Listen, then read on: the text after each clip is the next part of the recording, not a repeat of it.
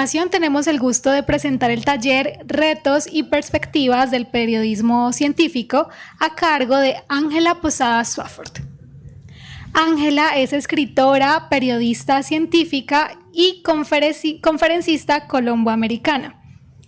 Además, es profesora de la maestría en periodismo científico de la Universidad Javeriana y los Andes, maestra de la Fundación Gabo y Premio Simón Bolívar 2017. Bienvenidos.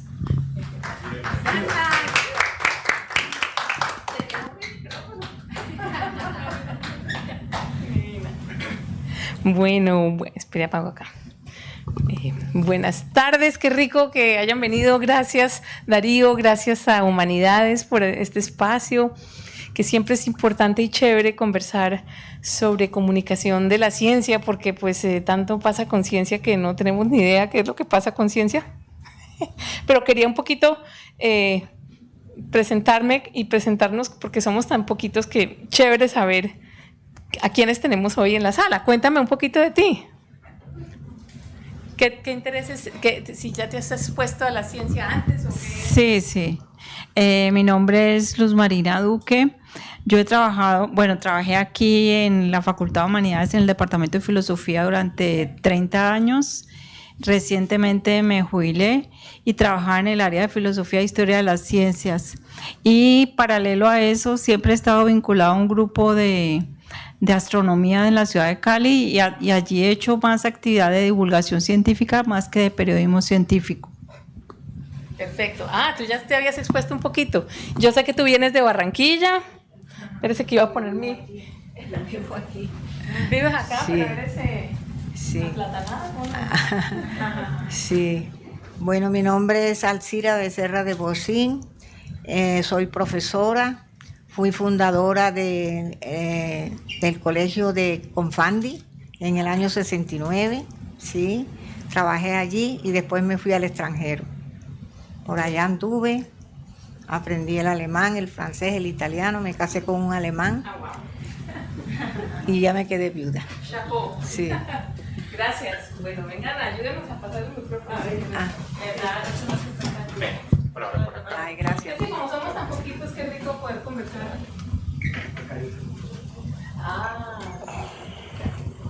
Gracias. Buenas tardes, mi nombre es Julio César Pino, soy el coordinador de redacción del periódico La Palabra de la Universidad del Valle y estudiante de licenciatura en literatura de la universidad. Y bueno, particularmente pues estoy interesado como en conocer tu trabajo para poder aplicarlo al periódico, porque pues el área de ciencia en el periódico La Palabra es algo que todavía, digámoslo así, tenemos que explorar y abordar.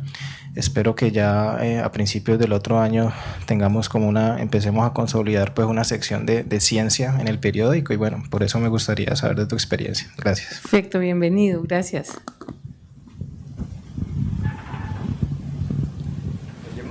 Sí, nos faltan cuatro contertulios. Buenas tardes, mi nombre es Pacífico Abella Millán, soy licenciado en Ciencias Sociales con viejas inquietudes en el campo de la ciencia, hice estudios de física y de matemáticas y he sido un asiduo lector de tus artículos en El Tiempo. Muchas gracias. Yo siempre he estado maravillado de tu labor de divulgación, de tu conocimiento, de tu amplitud y tu generosidad con el conocimiento. Me abrumas, muchas gracias. Entonces es un honor para uno estar contigo en el mismo espacio y intercambiar contigo algunas ideas. Muchas gracias. Bienvenidísimo, mil gracias. Yo paso. Muy bien. Buenas tardes, mi nombre es Luis Magín, soy profesor de Humanidades, hago parte del grupo El Túnel que tiene su sede en Montería y a la expectativa a ver qué se aprende esta tarde. Bueno, gracias. Bienvenido, gracias. El Túnel, qué buen nombre.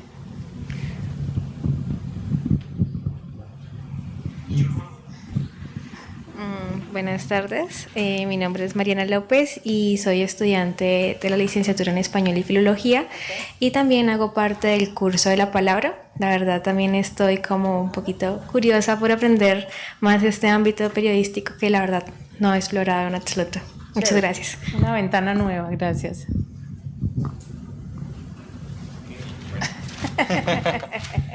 Bueno, es una presentación de todo el equipo. Buenas tardes, mi nombre es Jaymar Torres Copete, soy estudiante de Comunicación Social, 8º semestre ya. Hago parte también del equipo del periódico La Palabra. He estado constantemente ligándome a cada una de las actividades que se realiza y pues bueno, muy contento de estar aquí realmente para poder entender también cómo la comunicación se articula con el tema de la divulgación científica, que es muy, muy interesante, la verdad. Le agradezco mucho, importantísimo el apoyo de La Palabra, porque imagínate, ustedes son el instrumento que va a visibilizar o que puede visibilizar todo esto. Bueno, dele. Mauricio. Buenas tardes, mi nombre es Alex Mauricio Villegas Tavares. Yo soy estudiante de Ciencias Sociales, licenciatura en Ciencias Sociales, y en ese momento hago parte de el periódico La Palabra y el Centro Virtual Isaacs. Y bueno, no, pues un honor también escucharla. Dele, Darío, que lo conozca todo el mundo.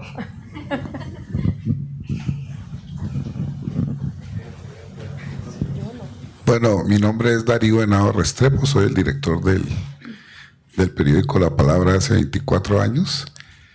Lo he visto pues pasar por distintas etapas y es un gusto tener aquí a una persona como Ángela Posada por su larga experiencia, su trayectoria, y espero que de aquí en adelante podamos hacer proyectos conjuntos como ese grandote de los ríos hermanos, como el que se puede hacer con el Amazonas y con tantas cosas que necesita este país y este continente.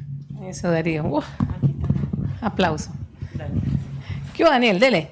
Hola, buenas tardes. De nuevo, bienvenida, y pues estoy aquí también a la expectativa de lo que nos puedes contar acerca del periodismo. Soy estudiante de Comunicación Social, ya terminando la carrera. Sí. Entonces, nada, espero disfrutar mucho de lo que traes para enseñarnos. A ver, no, bueno, mi nombre es Magdalena Castro, soy ingeniera industrial y colaboro con el Centro Virtual Isaacs, justamente en la divulgación de los contenidos. Genial. Gracias. Magdalena, gracias. Si quieres, podemos, Daniel, bajarle esta luz para que podamos ver un poco como las transparencias. Pues yo creo que el cuento aquí es, bueno, primero que todo, interrumpan cuando quieran, comenten, como si estuviéramos tomándonos el tinto allá afuera. Solo que estamos aquí todos sentados porque es chévere. Yo puedo hablar como una carretilla, pero me interesa mucho que ustedes me cuentan qué tienen en la cabeza. Y me encanta que sean de humanidades, incluyendo, ¿perdón? Ok. Ingeniería, porque tenemos que de alguna manera aceptar el reto de que tenemos que casar a las humanidades con la ciencia, entre comillas, dura, que dura, pues todas las ciencias son duras, también las humanidades, duras, de complicadas, de interesantes y complejas. Pero la gente siempre percibe eso como a través de una barrera y no hay nada más falso, ¿no? Es decir, tenemos que enamorar a la gente de la ciencia, pero para eso tenemos que llegarle a la humanidad de la persona, incluso a la humanidad del robot. Este profesor me encanta, fue un profesor mío de Corea del Sur que es un genio en robótica. El tipo inventó este robótico, pero lo lindo es que él va por las universidades del mundo y en su laboratorio realmente habla con el robot. El robot no es que le conteste, ¿cierto? Pero él es tan simpático y tiene esta vena tan linda como ser humano que cuando sus conversaciones de ciencia se vuelven más que todo una conversación muy interesante a veces de qué sería, cómo será el futuro nuestro con robots o sin robots, fíjate, ¿no? Entonces, ¿y por qué él estudió esa carrera? Etcétera. Entonces, tenemos que de alguna forma sacar la ciencia, pero esto es muy importante lo que dicen Alan Alda. Bueno, yo creo que los más viejitos aquí vamos a saber quién es Alan Alda. Él es un actor de una serie que se llamó MASH, M-A-S-H. El tipo era en la serie de televisión gringa. Él era un médico que trabajaba en Vietnam allá con todos los soldados que le llegaban accidentados. Alan Alda, que ahora tiene 92 años o algo así, y que es un encanto de persona, es un ser luminoso. Él decidió que lo que él quería era cambiar, usar sus dotes de actor y volverse comunicador de ciencia. Entonces él abrió un instituto que se llama el Instituto de Alan Alda, y que lo que hace es que le enseña a la gente, sobre todo a los científicos, ¿no? A los investigadores, les enseña cómo hablar en público y cómo enamorar un poco a la gente acerca de lo que hacen. Entonces él les da clases y les dice, los graba, ¿no? Y les da clases, y es innotable la diferencia entre el antes y el después de esta persona que investiga, por decirte, química, y que se paraba en el escenario a decir, yo investigo la molécula del pescado como una carretilla, y esta persona se transforma, usa las técnicas del teatro, más humanidades que eso, ¿para dónde? Y entonces aprende a usar las manos para hablar de su laboratorio, aprende a comunicarse con los ojos directamente con una persona, y aprende a decir por qué a mí como investigador me interesa la química, qué pasó, por qué yo personalmente. Eso es el truco de que la gente se interese en la ciencia. Entonces, pues eso es lo que él dice. La comunicación no es solo algo que le agregas a la ciencia, es la esencia de la ciencia. Y el mismo Darwin decía, ciencia que no se comunica es ciencia que no se hace. Entonces, razón de más para aplaudir esta iniciativa de Darío, de Univalle, de lo que se está haciendo aquí en comunicación de la ciencia. Y por ahí derecho vamos pues también pues hay muchas formas de comunicar ciencia.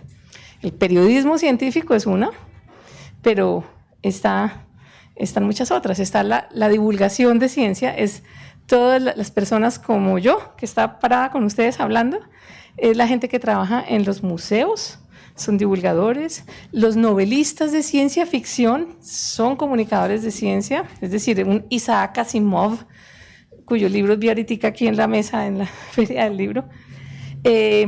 Los actores que hacen temas de ciencia, el actor Benedict Cumberbatch, por ejemplo, el inglés, a quien he entrevistado en varias ocasiones porque se especializa en darle luz, en darle voz a estos científicos incomprendidos, ¿no? Como Stephen Hawking. Entonces, periodismo es importante porque es pues como la herramienta más fácil más obvia para muchas instituciones y para muchos investigadores de dar la ciencia allá afuera. Entonces, pero son cosas diferentes. El periodismo científico informa, ¿cierto? Esto pasó, esto se hizo. Y la divulgación va un poco más allá, le mete un poco más de contenido en ese sentido. Es decir, el periodismo científico es importantísimo, pero la divulgación se hace de forma que a veces, por ejemplo, es divulgación para una institución, ¿cierto? Yo puedo ser el periodista de Univalle. Ahí entonces yo me le debo a mi institución. Entonces tengo que hacerla ver lo mejor posible a través de la información. Pero entonces, en ambos casos, y ese es el rollo, se necesita mucha especialización. Se necesita que sepamos la ciencia de la que vamos a hablar. Es como el periodista que está cubriendo fútbol allá en Qatar. Yo sé que esas personas saben mucho del deporte. Entonces, si a mí me mandan a cubrir fútbol, el papel que hago no es muy bueno, porque pues por más que estudie, no sé mucho. Es lo mismo si tú mandas al periodista que cubre moda o que cubre política o economía a investigar al premio Nobel de física, porque le queda un poco cuesta arriba. Sin embargo, lo que sí es muy importante es usar cada vez más la combinación de la especialización en varias áreas. Es decir, en los periódicos ahora en Estados Unidos, dito en el New York Times, cuando uno ofrece una nota por decirte sobre cómo funciona el corazón de la ballena, por decirte un tema, te exigen que no solamente hables con el ingeniero, pero con el biólogo que estudia. Te exigen que hables con un ingeniero que sepa cómo funciona el sonido debajo del agua. Te exigen que hables con un economista y que te diga qué está pasando con el tráfico ilegal de caza de ballenas en Japón y cómo está afectando esto a la economía japonesa. Fíjate toda la cantidad de personas. Entonces es complicado porque lo que uno reporta es producto de un montón de averiguaciones y de preguntas. No hablas solo con una persona, hablas con un montón de gente. Entonces, pues la ciencia es importante, como dicen los montañistas, pues ¿por qué cubrirla? Porque está ahí, como está la montaña, porque voy a la montaña, porque está ahí. pero sobre todo porque es importante, es inspiradora y nos da el poder de decidir sobre nuestras vidas, ¿cierto? Sobre cómo están manejando los políticos de la ciudad el tema del COVID. Entonces, ¿qué va a pasar la próxima elección? ¿Por dónde me voy? Eso es una de tantas cosas que te da esa. La ciencia puede ser la cosa más asombrosa, al mismo tiempo más asustadora. No es sino ver cómo funciona un virus dentro de un cuerpo humano para uno aterrarse, pero también fascinarse. Yo digo, eso es como mirar los ojos de una cobra, que uno mira los ojos de una culebra de estas con fascinación, te miran, es fascinante y aterradora a la vez, es relevante a la sociedad y es el cimiento de una sociedad, ¿cierto? Una sociedad no puede funcionar sin ciencia. Parece mentira no tener que explicar esto, pero hay muchas personas que pues dicen, yo prefiero solamente leer o enterarme de estos otros temas. Entonces, pues la ciencia está allí, lo permea todo. Entonces, pues bueno, básicamente yo creo que en esta charla vamos a hablar menos, pero les quería hablar un poco sobre las diferencias entre los mundos del periodista y el científico, explorar cómo, ¿cierto?, cómo entregar nuestras investigaciones al público. Yo sé que eso es más que todo, pero por favor, párenme porque además vienen más cosas que podemos saltarnos y hablar de cosas que les interesan a ustedes sobre cómo está la situación del periodismo científico en Colombia. Ustedes verán. Un poquito la importancia de conocer a la audiencia, cómo ofrecer, bueno, esto es parte de un taller, pero en fin, como decía García Márquez, antes de escribir un artículo yo leo 100. Entonces eso es lo que me pasa a mí con el periodismo científico. Entonces yo llegué a todas estas revistas feliz de la vida, me costó, eso no es de la noche a la mañana. Al principio ofrecí artículos y me decían, está bueno su artículo y bueno su currículum, pero no lo suficientemente bueno. Eso fue hace 30 años. Y yo dije, la madre si yo no me mejoro. En vez de sentirme furiosa y odiar las revistas, dije, ¿qué es lo que ellos quieren? ¿Qué necesita un editor? ¿Cómo me le pongo yo en sus zapatos? ¿Qué le doy? Entonces empecé pues a entender y a averiguar, pero como todo hay que hacer investigación, así como el investigador investiga sobre su tema, pues uno tiene que investigar sobre estas revistas. Y ahí pues fui llegando poco a poco, pero casi que más interesante para mí ha resultado escribir para estas otras revistas. Pues porque es que estas otras revistas normalmente nunca tienen ciencia en sus páginas.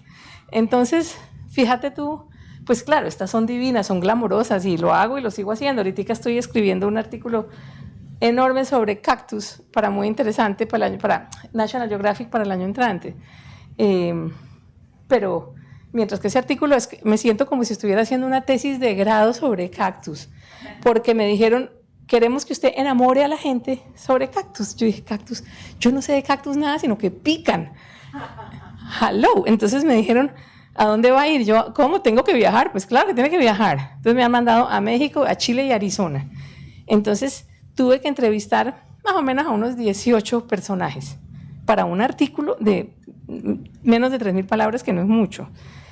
Tuve que leer más o menos como unos 3 libros y tengo en mi escritorio un cerro de papers científicos sobre la evolución de los cactus, por qué los murciélagos que se alimentan de las flores de los cactus evolucionaron la cabecita como la evolucionaron, es para transportar el polen en el pelito de flor en flor de cactus. Hay un montón de cosas que uno no sabe que tuve que averiguar.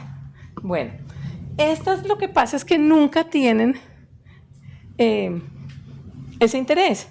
Pero entonces yo le busqué la comba al palo. Yo dije, ¿cómo le llego yo a Gato Pardo?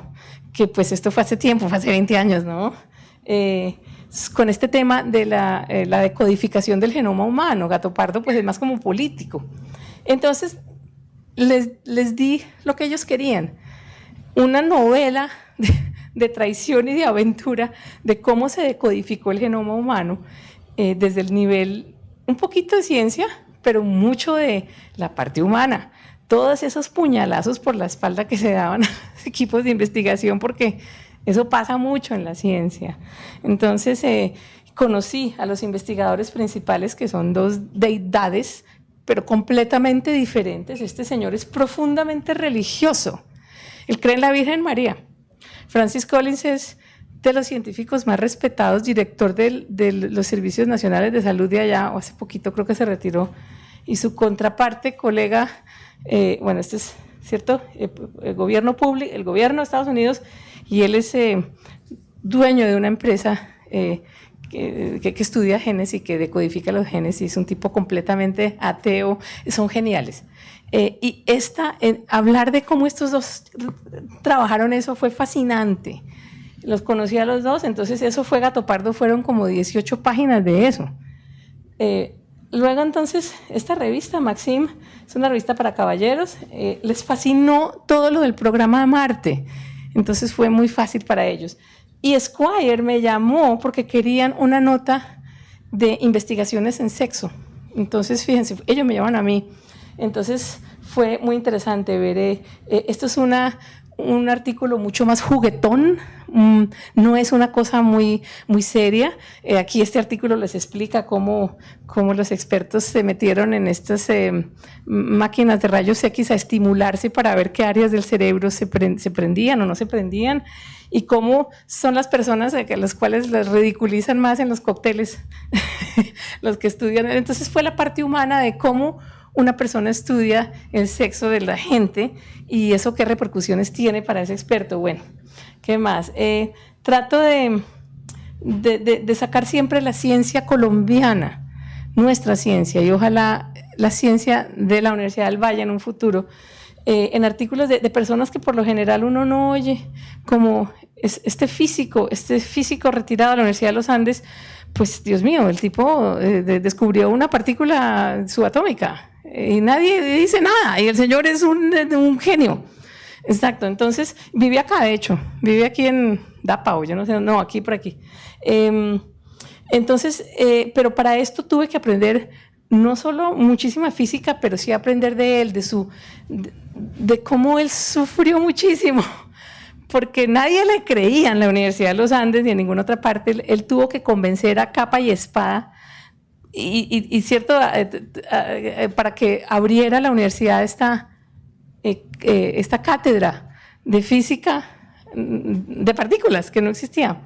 Entonces, muy interesante. Lo mismo con mi gran amigo César Ocampo, que ustedes saben fue director de Colciencias, antes de que fuera director de Colciencias, colombiano, y cómo él llegó a la NASA y cómo trabaja con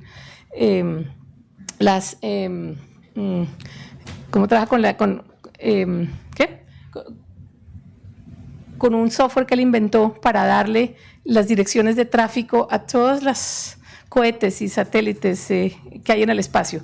Todo lo que lanza la NASA al espacio sigue el software creado por César Ocampo. Nadie sabía esto en Colombia.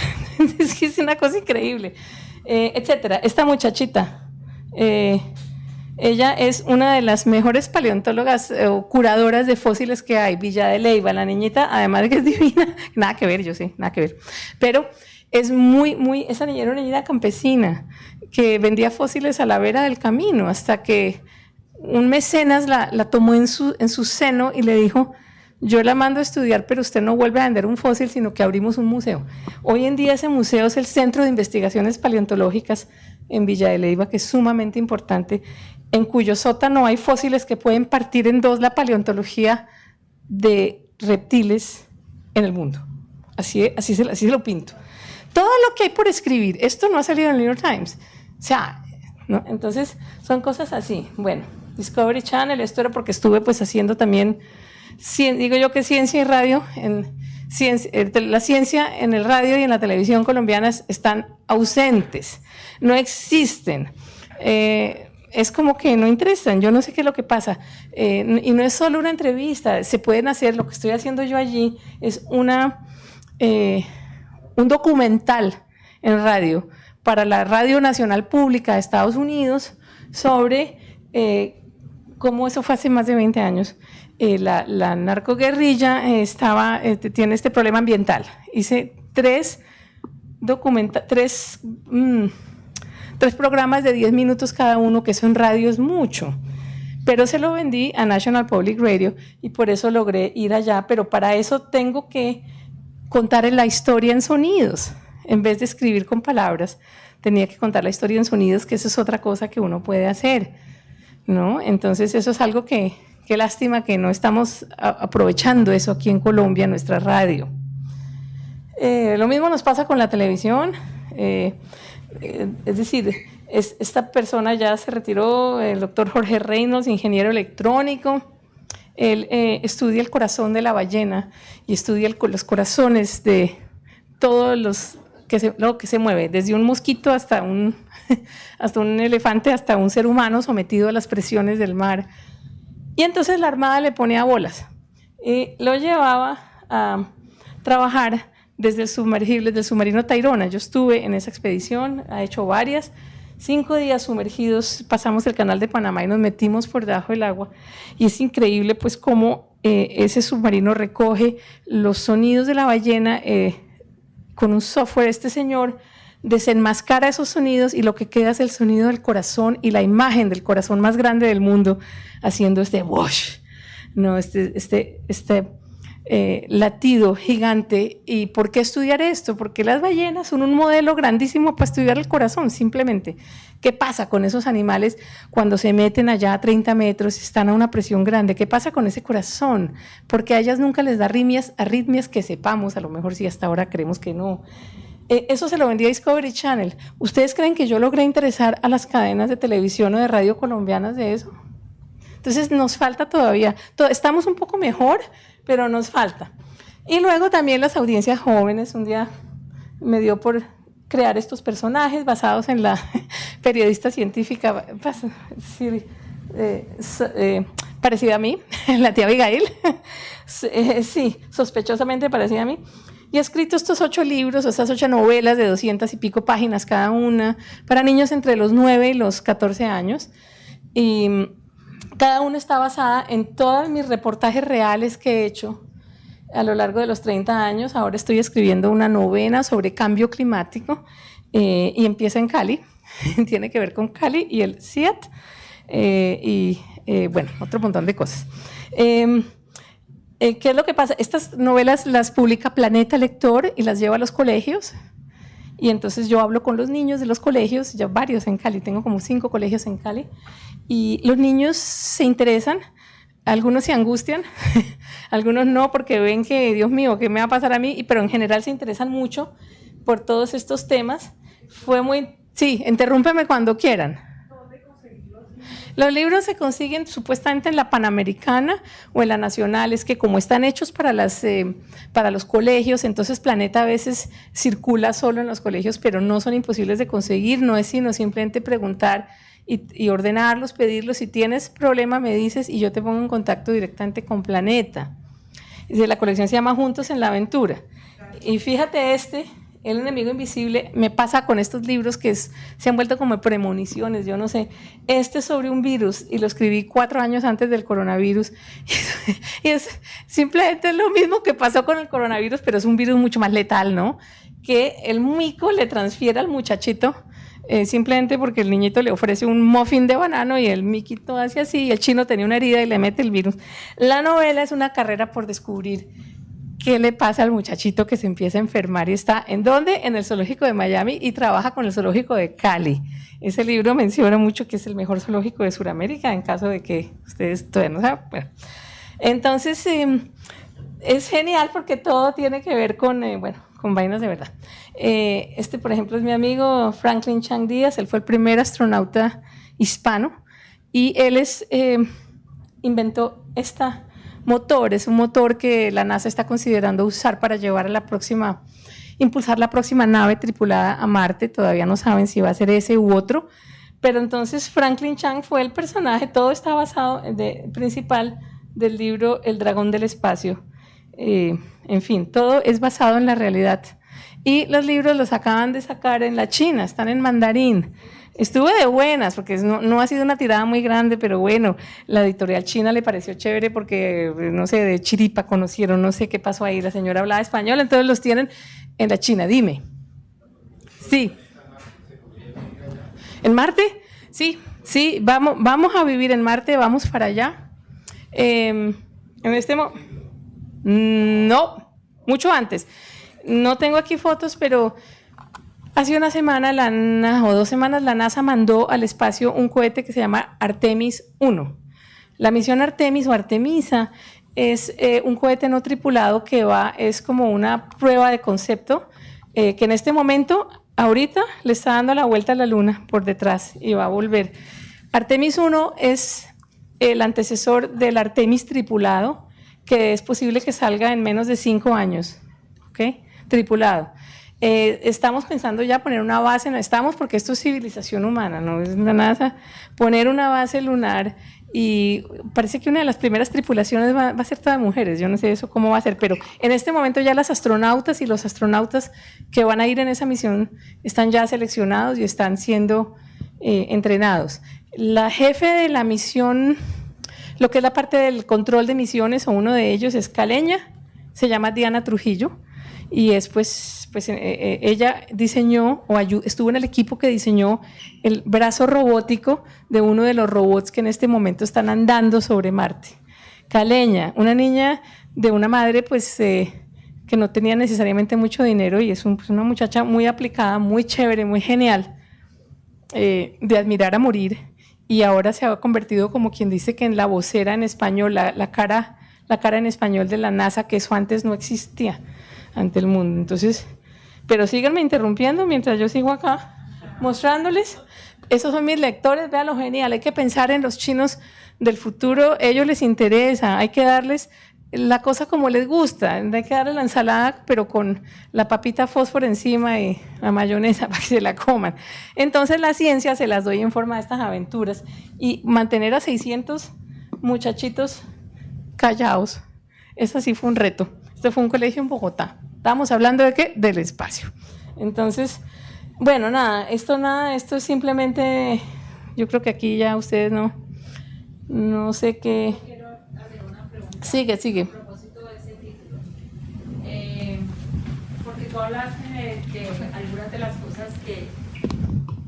Yo quiero hacer una pregunta justamente acerca de ese título, cualidades de un investigador que quiere llegarle al público general con su ciencia, que tú ahorita mencionaste que en la escuela de Alan Alda les enseñaba más como el manejo del cuerpo y la comunicación con las manos, etcétera. Sí. Y respecto al lenguaje, porque una de las, digamos, de las dificultades de los científicos para comunicar es que les cuesta salir de su propio lenguaje especializado de su disciplina científica y utilizar un lenguaje un poquito más general, porque por el riesgo de perder precisión, casi nunca se arriesgan a usar un lenguaje común. Entonces, ¿cómo se soluciona ese problema? Ya, para allá voy.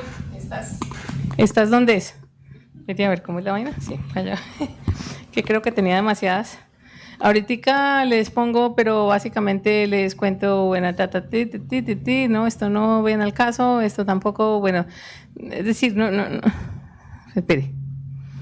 Entonces, eso, los periodistas y la gente que escribe tenemos que saber un poquito de todo, ¿no? Ahorita te hablo de la parte de los idiomas, de todo, la biología de un virus, por eso es que hay que estudiar tanto, por eso es que no cualquiera puede hacer periodismo científico, hay que saber un poquito cómo funciona una toxina, cómo funciona una bomba atómica. Los investigadores más les vale que usen el poder del lenguaje para lograr el apoyo de la sociedad, y nosotros los que estamos aquí, que somos comunicadores o periodistas, pues nuestra misión es trabajar en conjunto, porque pues realmente la idea es que a la ciencia la apoye la decanatura, la rectoría, la sociedad del país y la UNESCO o el que sea, la ONU, donde esté la plata. Entonces, pero si no se comunica bien, si no usa las humanidades para comunicarse, está perdido. Entonces, por otro lado, si tú eres humanista y no sabes ni una jota de ciencia, estás perdido. Entonces hay que meterle el agridulce a la ensalada, la salsita, de todo. Bueno, entonces ahora hablamos de esta parte, pero esto básicamente, yo no sé si algunos, bueno, para los que tengamos que ver con periodismo aquí, es que los científicos piensan así, que las ideas científicas se pueden cambiar. Si hoy decimos que descubrimos una molécula contra el cáncer de próstata, pues mañana resulta que a los ratones de laboratorio no les fue tan bien, entonces pues no funcionó, pero eso no quiere decir que sea mala ciencia, es que ellos van poquito a poquito. Entonces uno llega al periódico donde el editor, y entonces le dices que en este laboratorio descubrieron esta molécula contra el cáncer de próstata, y entonces ellos piensan, pero ¿sí funciona o no funciona? Bueno, van poco a poco. No, pero ese que van poco a poco, no, malísimo, ¿qué científicos tan malos? Ellos quieren sí o no, blanco o negro, y la ciencia es gris, entonces uno tiene que comunicarla de esa forma. Bueno, pero a ver qué más les cuento acá, ya voy para la parte del idioma. Esto es el mundo del investigador, el famoso paper, el reporte científico. La gente se muere, los periodistas que no saben se mueren del susto porque no entienden una jota de esto. Y esto es nuestra misión, convertir esto en esto. Ponerlo primero que todo, pues, gran foto. Segundo que todo, ahora vamos a hablar de cómo comenzar un artículo. Pero tenemos que ser al mismo tiempo exactos. Por ejemplo, fue muy interesante el primer dinosaurio que se descubrió de la especie Tiranosaurio rey. Ese existe en el Museo de Carnegie, pero en ese momento a mí me invitaron porque lo estaban limpiando, se lo descubrieron hace 120 años y el pobre bicho estaba todo empolvado y todo carcomido las soportes. Entonces, ¿qué pasa? Que la cola, esto es un paréntesis del dinosaurio, estaba aquí en el piso, es decir, como la de los gatos, ¿cierto? Tocaba el piso. Entonces lo primero que hicieron los investigadores fue decirle a los artistas, porque tuvieron que trabajar con artistas: vea, señor artista, necesitamos que usted le levante la cola al bicho, porque es que ya descubrimos que los animales estos no andaban con la cola tocando el piso, sino los dinosaurios siempre andaban con la cola detrás, porque si no se caían, la cola era su equilibrio. Entonces fue muy interesante cómo los artistas ayudaron a eso. Bueno, el punto es que, nada, esto no se los voy a decir ahorita porque pues... Pero, por ejemplo, a ver, aquí sí voy a contarte sobre el inicio de un artículo muy científico, pero es relativamente fácil, pero es un poco seco. Entonces dice aquí: la diversidad genética africana aún no se comprende por completo y vastas regiones del África siguen sin documentarse genéticamente. Chad, por ejemplo, representa aproximadamente el 5% de la superficie de África y su ubicación central, que conecta con el África subsahariana, con el norte y este de África, lo posiciona para desempeñar un papel importante como cruce de caminos o barrera de migraciones humanas. ¡Ay, socorro! Es decir, ¿se entiende? Hay unos peores, pero pues eso es el lenguaje que usa un investigador. Entonces yo leí todo ese artículo y empecé a pensar cómo puedo yo entender este trabajo de este tipo, que lo que estaba haciendo era usar los genes de la gente para ver de dónde provenía cada persona y de dónde provenían las poblaciones de varios países. Entonces ese fue profesor mío en Harvard, y yo fui y le dije, y me dijo: mire, este es el tipo. Me dijo: primero que todo, usted tiene que hacerse el examen genético así con su saliva para ver usted dónde viene. Entonces me lo hizo. Entonces mi artículo para El Tiempo comienza en primera persona. Entonces esto se volvió para mí esto. El fascinante viaje genético a mis raíces maternas comenzó la mañana en que me raspé el interior de la mejilla con un palito de caucho, cuya punta introduje en un frasquito lleno de un líquido similar al jabón. En segundos, varias moléculas de ADN se liberaron de las células de mi saliva, formando algo parecido a los finos y largos tentáculos de una medusa blanca. 6 semanas después de haber enviado la muestra al laboratorio del genetista fulano de tal, mis resultados estaban montados en el portal. Bueno, y ahí comienza, pero fíjese, completamente lo volvió una cosa personal que no se usa mucho en periodismo, porque uno casi nunca usa la primera persona, a menos que sea una cosa muy especial como esta, ¿no? Pero lo hubiera podido poner diferente. Entonces, es la cosa de cómo yo le cuento a la gente, y fíjense, esto se volvió un artículo de 2 páginas completas en El Tiempo, con una gran foto, la foto de mi abuelo, y pues el mapa que no está ahí, pero entonces es el título. Gracias por... Exacto, ¿sí ve? Esto es periodismo, la fascinante, y fíjense que dicen que el periodismo es subjetivo, objetivo, pero pues paja. Es decir, yo le puse esto al Tiempo, lo puse así, es fascinante porque es fascinante. Entonces, pues es diferente la forma. Para el investigador, el paper cuenta la conclusión, la cuentan al final de su investigación. Uno de periodista tiene que contar la conclusión arriba, pues porque si no nadie sigue leyendo. Entonces, tiene que uno que contar, porque esto es importante. Bueno, nada, esto es otra cosa para periodistas. Pues yo no sé, quería preguntarles a ustedes qué opinan de esto, cómo ven la comunicación de la investigación de la ciencia en Colombia. ¿Ustedes qué opinan? ¿Qué opinan? ¿Está buena, mala, regular? ¿La leen o ni idea? ¿No leen mucho de estos temas? Yo sí leo, me parece que es escasa. Es escasa, ¿cierto? Sí, me parece que la comunicación de la ciencia en Colombia es escasa. Hasta donde yo conozco, solamente El Tiempo y El Espectador tienen una sesión de ciencia. Sí. Pero uno mira todos los demás periódicos, por ejemplo, el New York Times, El País de España, el de la BBC, todos tienen la parte de ciencia. Sí. En cambio, aquí en Colombia solamente uno lo encuentra en El Tiempo y en El Espectador. Y muchas veces son noticias que ellos replican de las que han salido a nivel internacional. Claro. Ujú. Claro, que eso pues es importante, ¿no? Sacar la noticia internacional, pero pues también sería chévere poderla... Odi, tú, una cosa que hace muy bien El Espectador y que también hace El Tiempo es unen las investigaciones, digamos que si descubrieron un planeta ayer, entonces le preguntan al astrónomo colombiano, eso está bien, eso hay que hacerlo. Pero bueno, ¿qué más? ¿Ustedes qué han visto? Sí, ¿qué has visto tú? ¿Qué opinan? Porque no es fácil vender la ciencia, es difícil de vender. Hace muchos años yo escuchaba al maestro Danilo Cruz Vélez, uno de los filósofos que introduce la filosofía moderna en Colombia. Y él señalaba que estamos viviendo una crisis enorme. Es decir, esta época es de la técnica. Sí. La ciencia deviene en técnica o en tecnología. Y los grandes proyectos de investigación están, o se preocupa el científico o las instituciones que apoyan ese tipo de investigaciones en los viajes espaciales o en la guerra. Uh-huh. ¿Sí? Uh-huh. Él nos decía que cómo era posible que en la guerra de Vietnam habían utilizado más de 50 cerebros para fabricar pues armas de destrucción masiva, armas biológicas, armas bacteriológicas, armas químicas.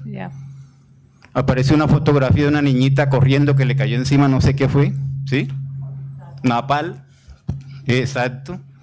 Entonces estamos viendo una crisis. El otro elemento del que hablaba el maestro Danilo Cruz es que el ser humano se fragmentó con el advenimiento de la modernidad, ¿sí? Uh-huh. En la Grecia clásica, el filósofo y el científico eran uno y la misma cosa. Lo mismo ocurre en el Renacimiento. Hay que preguntarse qué no hacía Leonardo, sí, o Rafael, o Miguel Ángel, o Maquiavelo, o Erasmo. Lamentablemente eso ha desaparecido y entonces ahora solo fragmentos, uh-huh, ¿sí? Uh-huh. Entonces se subdivide la sociedad en disciplinas, en estancos, y no hay comunicación, por ejemplo, entre un biólogo y un antropólogo. Exacto, has puesto el dedo en la llaga. Entre un historiador y un novelista. Uh-huh. El papel que cumple el maestro Darío aquí es incalculable. Es una lucha, mejor dicho, él es un Quijote peleando con los molinos de viento de esa fragmentación de los saberes. Porque no es posible que un estudiante que estudia literatura se pueda graduar con un libro de poesía, por ejemplo. Claro. O con una novela. O con un ensayo. Uh-huh. Yo tuve esos obstáculos cuando hice una maestría en alguna universidad de acá, uh-huh, que me dijo el profesor que no, que eso no cabía. Y le dije, ¿cómo que no cabe, profesor? ¿Cómo que no? Sí, que el pensamiento no está determinado por nada, ¿sí? Por ejemplo, cuando Michel de Montaigne escribió sus ensayos, los escribió. Y entonces ahora hay que 10 pasos para escribir un ensayo. ¿Ah? Uh-huh. Entonces hay que seguir esos pasos. Uh-huh. Mientras uno sigue esos pasos, nunca escribe nada. Una fórmula. Unas fórmulas, unos esquemas. Entonces eso impide la creatividad y el desarrollo de un pensamiento complejo como de lo que habló Morán. Por ejemplo, Morán ¿De qué no habla Morán en sus 6 textos sobre el método? Bueno, quiero dejar allí. Gracias. Sí, es muy interesante. Eso es cierto, yo estoy completamente de acuerdo en que uno tiene que, las disciplinas tienen que mezclarse, hay que hablar con varias personas, tenemos que ser más redondos. Eso solo puede generar beneficios a la hora de escribir, ¿no? Más holísticos, tal cual. Y la fórmula, mucha fórmula es mucha, pero un empujoncito ayuda. Por ejemplo, quizás cómo comenzar una nota o más o menos cómo organizarla, ¿no? Pero definitivamente si tú sabes el tema, te lo sabes bien, entonces pues no deberías tener problema, aunque todos tienen su más y su menos, ¿no? Pero sí,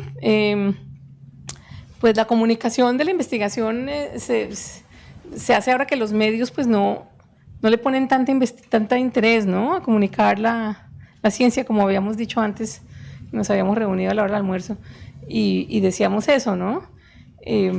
Y decíamos que es interesante, por lo menos a mi modo de ver, cómo las universidades, los centros de investigación, la academia, tiene el potencial gigantesco de retomar eso que se ha perdido un poquito en los medios, por lo menos en Colombia, de ser la que lleve la batuta de comunicar las investigaciones de forma lúdica, de forma humanística, sin quitar el rigor de la ciencia, que eso es lo que pasa, que a veces se pierde una cosa, ¿no? Se habla solamente de las motivaciones del científico, pero se le olvidan un poquitico qué hizo o cómo lo hizo. Ese proceso de la ciencia es importante y a veces se van al revés.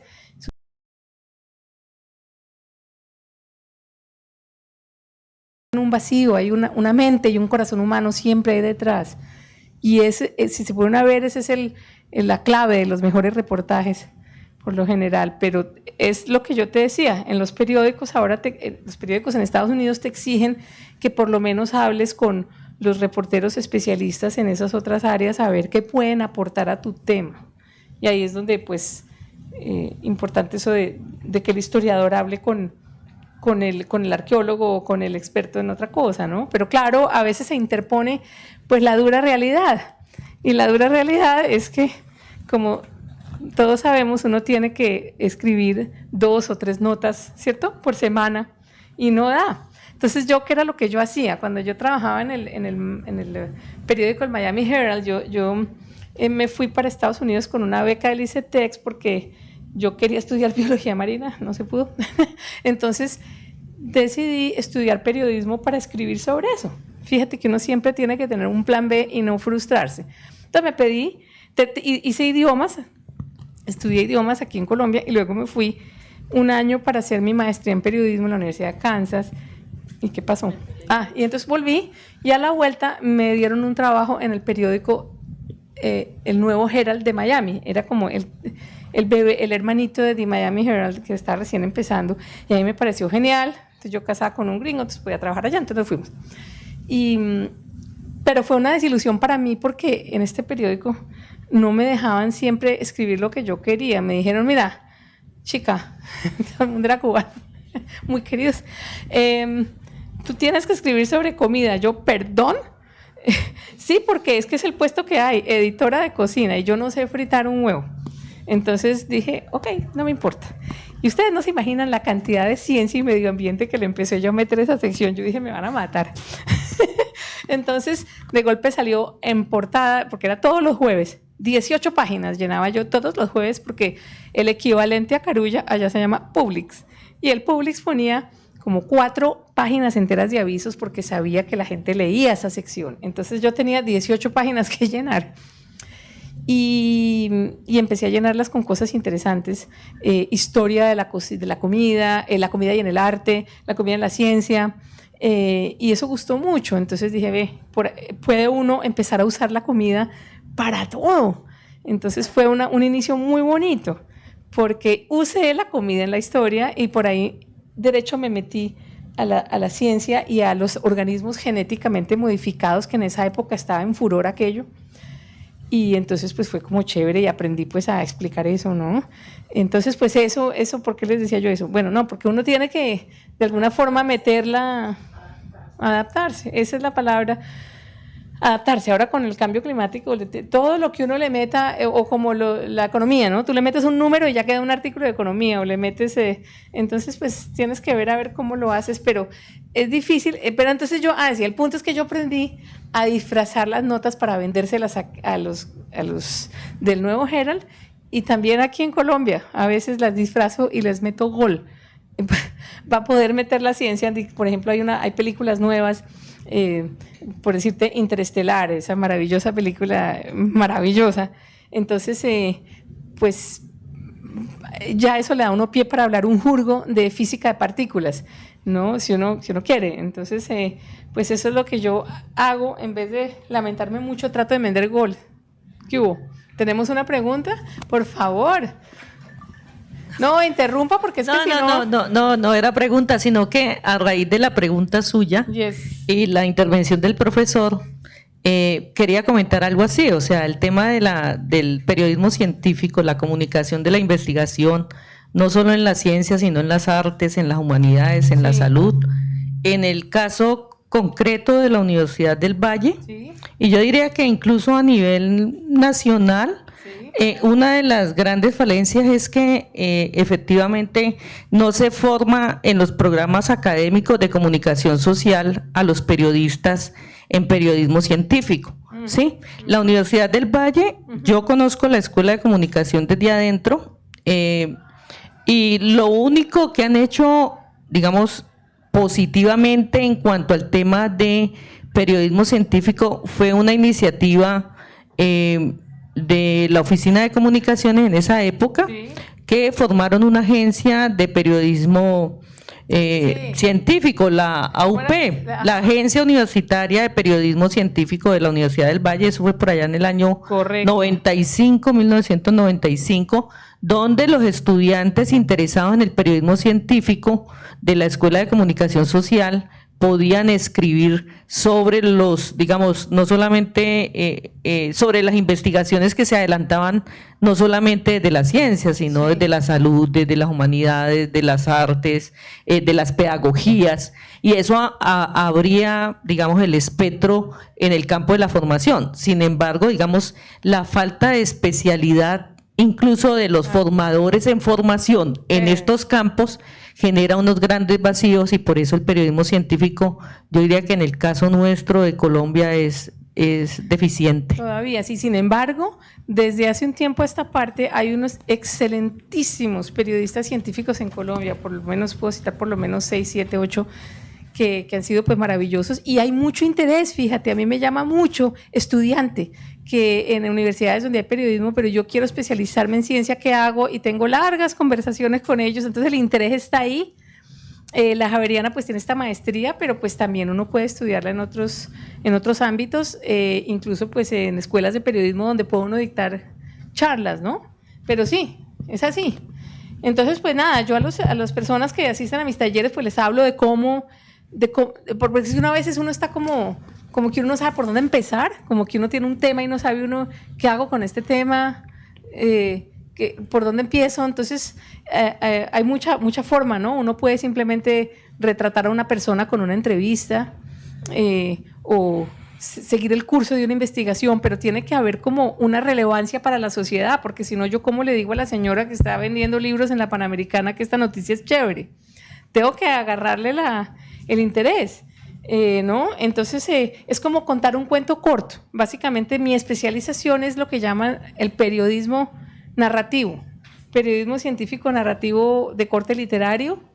El cuento corto lo que pasa es que necesita más espacio, entonces claro, en el tiempo no lo tienen, pero en internet sí existe. En las redes nuestras de la palabra podemos poner un cuento, y por cuento quiero decir pues una noticia contada de esa forma. Dime. Perdona, no, pero es que como no levanta la mano. Sí, Ángela, en ese sentido, hablando de la discusión que me parece muy interesante, en este momento en la palabra estamos tratando como de organizarnos un poco, pensamos como en seccionar el periódico, ¿no? Okay. O sea, es decir, ya no se trata como de que que tengamos un consejo de redacción en el que todos escriben sobre todo, sino que seccionar el periódico y cada quien, y como que tú te encargas de esta sección, tú de esta, tú de esta, tú de esta, ¿ya? Bien. Entonces, en ese sentido, yo quería preguntarte qué es más fácil, ¿ya? Porque desafortunadamente, como lo han mencionado, pues vivimos en una época en la que pues la especialización tiende a que somos especialistas en algo, pero pues como que nos aísla de los demás, Cierto. de todo el conocimiento. Entonces, en ese sentido, yo quiero preguntarte qué es más fácil o cómo lo ves. O sea, es decir, ¿es más viable enseñarle a escribir, pues en este caso en específico, enseñarle a escribir a un científico o el que ya sabe escribir que aprenda de ciencia? Eso es, como digo yo, según Marrano. Ya. SM. Porque mira, hay casos geniales. Me ha tocado conocer investigadores que son maravillosos, que tienen el talento, pero que como que no saben cómo empezar y se desesperan. No, de hecho me pasó hace poquito con quién fue, bueno, no, en que yo le decía, tú estuviste en una expedición importantísima, ¿por qué no escribes en primera persona como tú como microbiólogo estuviste en este entorno donde nadie va? Pero no me diga eso, descríbamelo. Es una cosa que nosotros los que usamos el periodismo narrativo, la regla de oro es describa, pero no cuente, describa. Bueno, entonces si esa persona tiene ese talento y le gusta, pues usar ese talento, pero si la persona no tiene ni idea de escribir, pues uno como periodista puede guiarlo y puede, incluso yo he escrito artículos en conjunto con científicos en que ellos me cuentan su rollo, yo escribo pues en tercera persona, claro, y entonces les cuento y les muestro. Claro, si tú le dices eso que yo acabo de decir a un periodista científico, pues me vuelan la cabeza. Porque lo primero que uno no debe hacer como periodista es mostrarle a la fuente el artículo terminado. Entonces, eso depende, eso también es SM. En mi caso, lo que pasa es que la ciencia es difícil. Ese investigador lleva 20 años trabajando con algo que yo no conozco, o conozco muy poquito, y seguro que voy a tener errores. Eso sí te lo prometo. Que todo el mundo la embarra aquí o allá. Entonces, pues, uno puede llegar a un punto medio en que uno le muestra a ese investigador la parte que él o ella me dijo, o sus fuentes, citas textuales, o decirle, mira, dime si esto está bien.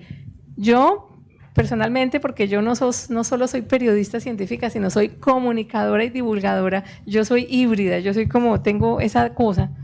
Yo sí comparto muchas veces mis notas con los expertos, pero eso no quiere decir que yo cambie todo lo que ellos digan.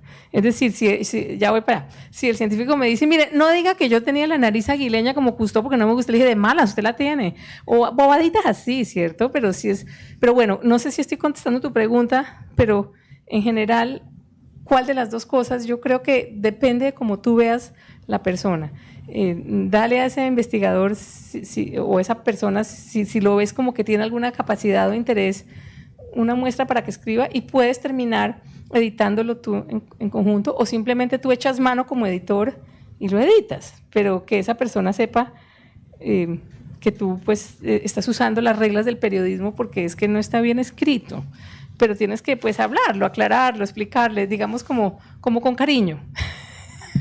Eso es lo que pasa, que a veces uno, ¿cierto? Que por eso yo les decía antes esta lugar que se llama The Conversation, esta website, es escrita por investigadores, pero guiados de la mano y editados por periodistas científicos, y funciona muy bien y está en todos los idiomas. Ahorita podemos buscarla. Pero igual podemos seguir hablando si estás pensando más cosas. ¿Qué hubo? Usted al principio hablaba de Isaac Asimov, ¿no? Que fue un gran divulgador. Sí, maravilloso. Ese hombre escribió de todo. ¿Cierto? Sí, así es genial. De historia, de biología, él era bioquímico, Era pero bioquímico. habló de física. Es genial. Fíjate. Genial.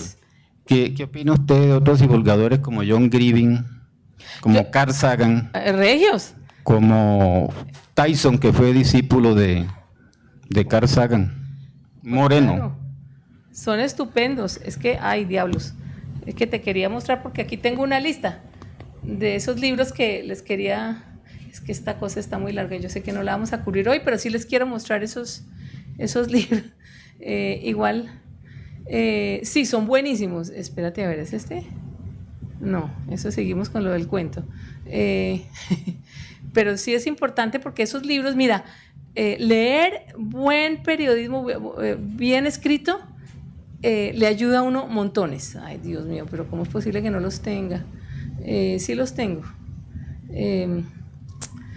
Hay uno que se llama Fred Hoyle, es un inglés que ya murió, escribió La nube oscura, creo.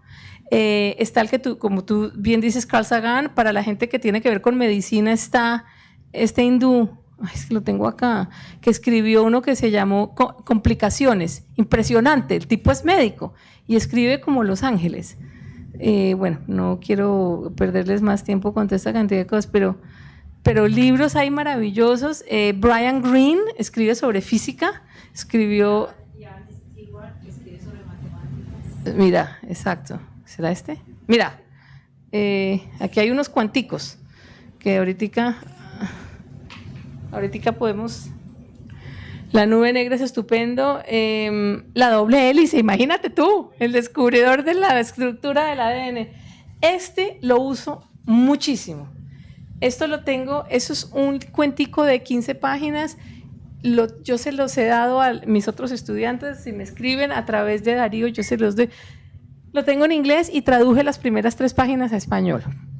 Este señor John Franklin lo estudian en las escuelas de literatura en todo Estados Unidos. El tipo se ganó el premio Pulitzer, póngale por allá en 1970 y pico. El señor no tiene nada de periodista científico, no sabe nada de ciencia, no sabe nada de medicina. Él lo único que hizo fue hacer el mejor periodismo. El que hace un buen periodista debería ser capaz de escribir de todo, pero este señor hizo una tarea excepcional. Escribió sobre una paciente con un aneurisma en el cerebro. Ese es el monstruo, el aneurisma. Los 15 páginas son este médico entrando a la sala de cirugía, operando el tumor de esta señora. La forma en que este hombre describe todo es como una película. Te da todas las herramientas de la buena literatura para que tú tengas esta tensión, en que tú no sabes en qué momento va a pasar algo. Entonces te da, por ejemplo, la cuestión del sonido, ¿no? Entonces él repite las onomatopeyas, pop, pop, pop, pop, puntos suspensivos, decía él, es el sonido del clic, clic, ¿no? De la cosa con que te conectan, de tu corazón, ¿cierto? La forma en que se mueven las enfermeras, y luego empieza él a describir cómo lentamente va abriendo el cerebro de esta mujer como si fuera una expedición geológica. Es increíble, las capas de materia gris relucientes. Fíjense todo cómo él va diciendo cómo la materia gris se volvía y cambiaba de color, y de golpe el médico se quedó aterrado diciendo, estaba frente a él, punto, el monstruo, punto. Eso es buena literatura. Entonces, es interesantísimo porque al final, final es inesperado. Pero bueno, todos estos son, este es una absoluta belleza, este es un gran ¿cómo se llama? Entomólogo, murió hace como 5 años y él adoraba los insectos. Entonces él comienza su libro diciendo que un día él se enseñó que era un insecto hablando con la gente que no creía en los insectos. Y la forma en que él habla de su maravilla como investigador cada vez que descubría que el insecto tal hacía esta cosa es completamente para gente que no es, ¿cierto? No tiene una sola palabra rara. Entonces tú me preguntabas por la parte del lenguaje, sí, es que, mejor dicho, espere que aquí va, por aquí tengo varias cosas. Entonces, el libro del hindú no lo tengo aquí. Ay, Julia, no me diga que lo tengo en el otro. Sí, no lo tengo aquí, lo tengo en otra. Ahorita te lo busco. El libro se llama en inglés Complications, como quien dice complicaciones. No, sino que pongas eso y te sale. Entonces, una de las cosas importantes es estar allí. Yo le digo a todo el mundo que si yo no estoy en la trinchera, yo no puedo. Claro que eso es muy delicioso y muy, qué rico, ¿cierto? Pero la realidad dura es que uno no puede siempre estar en el sitio. ¿Yo por qué? Pues por eso es que he decidido hacer el tipo de comunicación de la ciencia que me permite estar en la trinchera, si no, no juego. Pero para uno realmente tiene que hacerlo como sea, y un buen periodista lo hace. como sea, pero entonces el punto es, esta es una de las cosas que los periodistas no hacen, no explique lo que no explique lo que no entiende, les da miedo, porque Dios mío, este doctor está muy ocupado y no me va a explicar. No, hay que preguntar, los investigadores son las personas más encantadoras cuando uno les explica y les muestra respeto por su investigación, que es lo que no hacen muchos periodistas, que es lo primero que yo hago antes de una entrevista, es que me preparo, yo leo este experto o experta qué es lo que han hecho, qué investigaciones tienen, y le pregunto a él, mira, voy a hablar contigo, ¿me podrías mandar literatura? Y así por lo menos muestro que entiendo algo, y hago eso que no está muy bien, no existen las preguntas tontas, no conozco un investigador que le parezca tonta una pregunta. Hay que mostrarle a esa persona respeto por lo que hace, y por lo mismo ir a la fuente original y no copiar y pegar, que es lo que hacen tantos, el boletín informativo de la institución, que puede estar muy bien escrito, pero es solo el punto de partida, que eso es muy importante para un periodista. Y esto son algunos de los trucos, pues, para evitar mucho la jerga científica. Se usan mucho las analogías y las metáforas. Yo las comparto con el investigador y le pregunto, ¿tú crees que esto está bien o será que me la fumé verde? ¿Tú qué opinas? Entonces, entre los dos hacemos pues este tipo de cosas, ¿no? Entonces, simplificar, ¿no? Menos es más, pero sin quitar el rigor científico, mostrar la humanidad detrás de la ciencia. ¿Por qué es importante para esta persona hacer esto? ¿No? Es decir, por ejemplo, aquí les tengo que pasar a otra transparencia para mostrarles algo. ¿Dónde era que estaba esta cosa? Aquí. Esta otra cosa. ¿Está aquí? Yes. Por ejemplo, esta fue una expedición en la que pude tener lugar en enero. Una expedición muy especial que fuimos a la fosa de Atacama, en ese submarino, el punto más profundo de Sudamérica.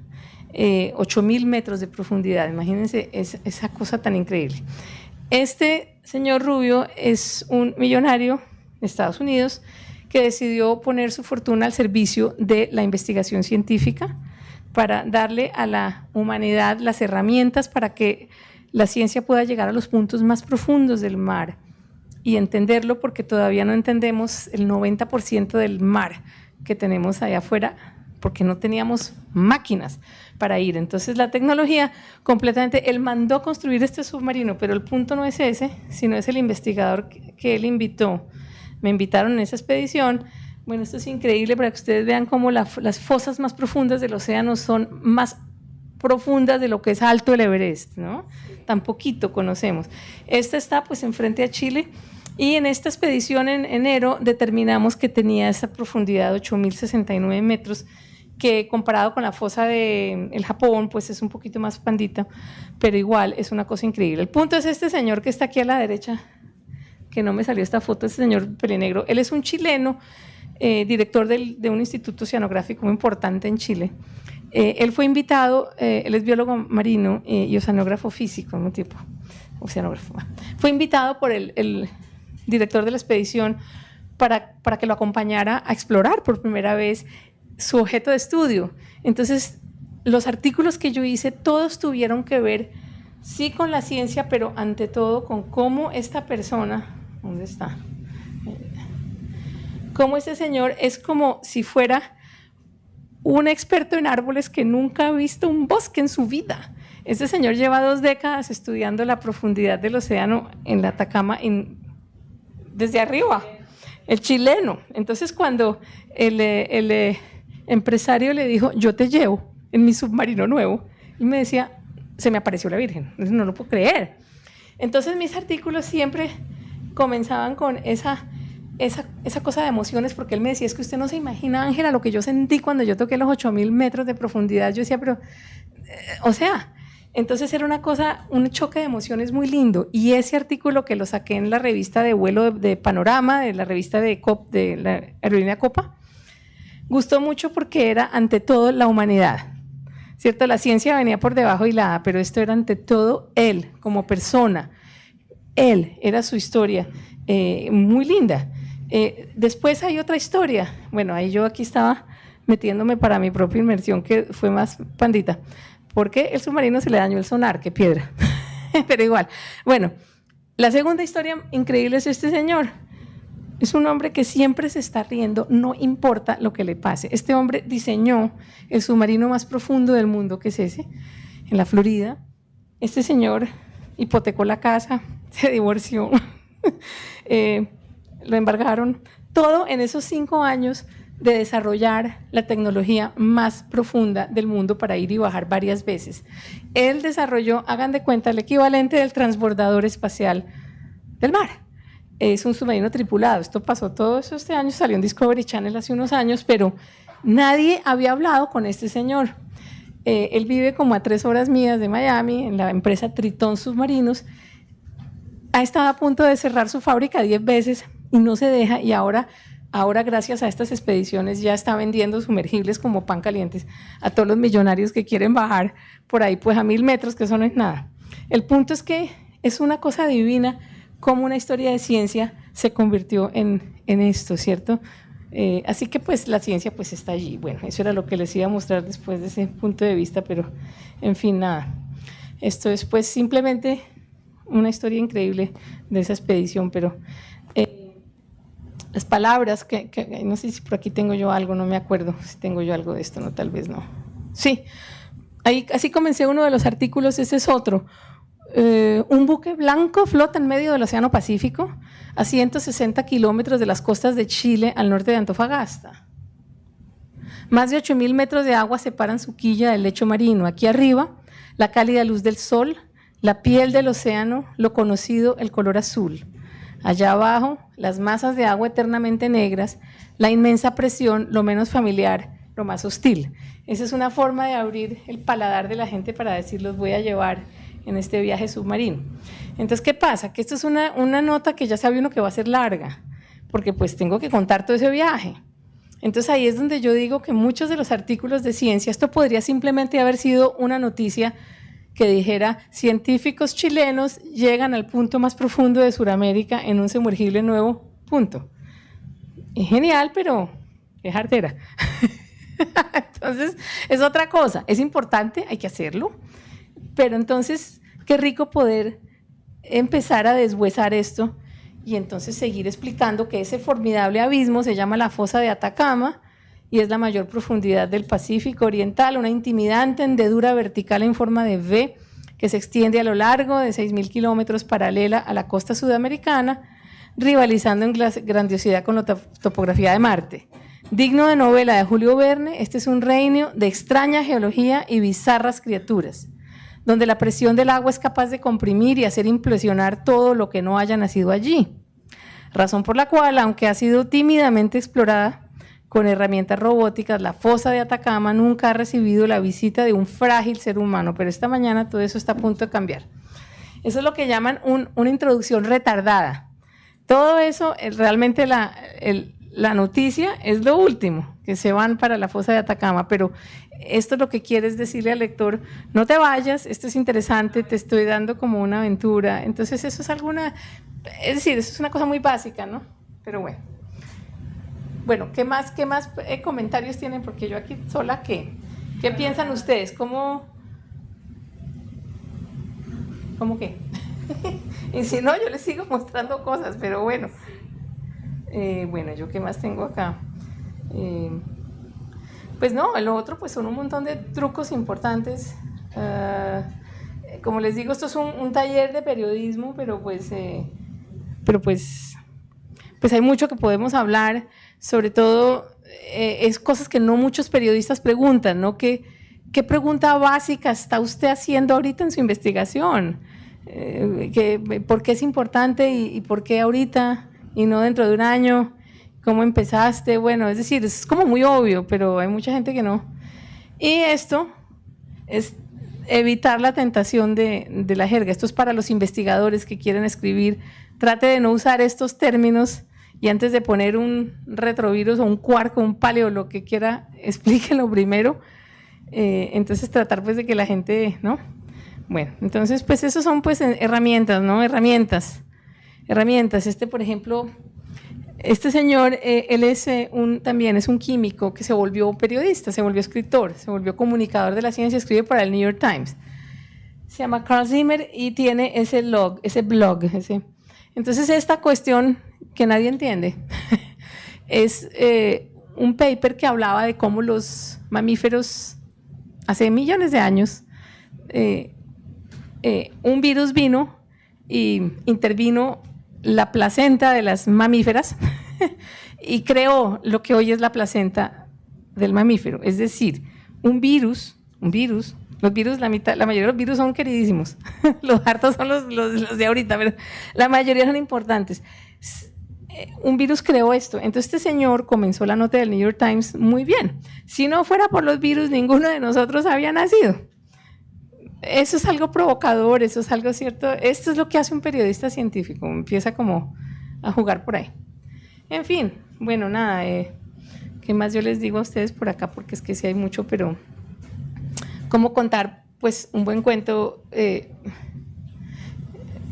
básicamente un buen cuento es visual, tiene emociones, es como una cámara, uno describe la gente, las frases son cortas, una buena idea tiene emociones, toma tiempo, se necesitan muchas fuentes, hay que leer muchísimo, tiene el toque humano, la gente que lucha contra una enfermedad, eso es, por ejemplo, mantiene la anticipación, el suspenso, evita la jerga, es simple y observa. Esa persona sale de la oficina y explica cómo es el laboratorio del experto, la experta, o cómo es el buque, o cómo es la selva donde están. Y sabe mucho del tema y bueno, nada. Entonces, pues eso es para la gente que quiere escribir, pero pues también hay que comunicarla en forma oral, que es un poco lo mismo, ¿no? Pero hablar de estos temas. Bueno, ¿qué comentarios tienen ustedes? Sí, por favor. Le dejamos aquí a Daniel. Y luego vamos para... Bueno, pues venimos viendo cómo pues funciona el periodismo científico como en los campos así de las revistas, de todo esto, pero me gustaría como que nos dieras algunos comentarios o saber cómo le va de pronto este tipo de periodismo en el campo de las redes sociales, cómo llega, cómo funciona un poquito ese tema ya en ese mundo virtual, por decir así. Sí, ¿qué puedes decirnos acerca de esto? Porque pues como sabemos, pues son temas a veces densos, así como por decir ladrilludos, que queremos como que la gente, bueno, entonces no sé lo que haces tú, pero entonces quiero saber qué tienes para decir. Sí. Súper, las redes sociales para mí son muy importantes y hay que ponerle bolas y definitivamente no tenemos que ningunearlas, porque es lo que está moviendo la información hoy. Lo que tenemos es que hacernos amigos de ellas. Las redes sociales tienen pues varios papeles, sobre todo el primero es como para mí, es llamar la atención sobre un tema para que esa persona vaya e investigue un poquito más, ¿cierto? Decir, mire, está pasando esto. Entonces ahí, por ejemplo, en Twitter es muy clave las palabras y el gancho que usas en Twitter. Si pones una frase pendeja, blandengue, aburrida, cualquiera, nadie va a seguir. Si eres un poquito provocador o juguetón o que llama la atención, entonces esas palabras, cada tweet lo tienes que pulir como un pequeño diamante. Esas palabritas las tienes que pensar. Buenísimo si tiene fotos, las fotos mandan en todo, en Instagram, en Twitter, Instagram todavía más, pero en Twitter es importante y es importante para cualquier persona que quiera comunicar ciencia, es decir, la imagen ayuda muchísimo y obviamente los videos también, pero tiene que ser muy especial. Y tiene que uno saber cómo manejarlas, es decir, creo que ahí, yo no soy muy experta en redes sociales, pero yo sé, por ejemplo, que Instagram, creo que el mejor momento para publicar, póngale, son las 6 de la tarde, por razones que creo que la gente está ya más tranquila. De eso hay tutoriales. Entonces uno pues tiene que hacerlo si uno quiere expandir su mensaje. Es mercadeo, esto es puro introducciones a las nociones de mercadeo, que yo creo que se las deberían dar a todas las personas del mundo. Mercadeo y, ¿cierto? Y sí, porque anunciar es vender, y tú quieres vender la noción de la investigación. El problema con las redes sociales es que están llenas de información falsa.